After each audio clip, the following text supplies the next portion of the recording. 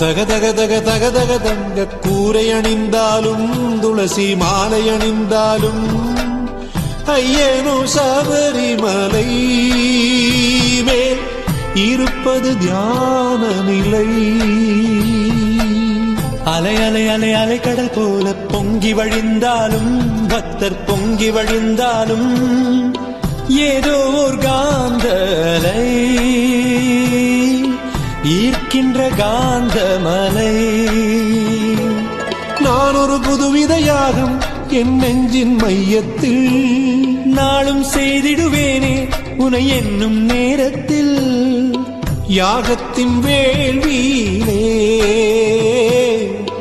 ஐயனின் பொன்னுருவம் கைகளில் ஏந்தி வந்தார் அமிர்த பொன் கலசம்.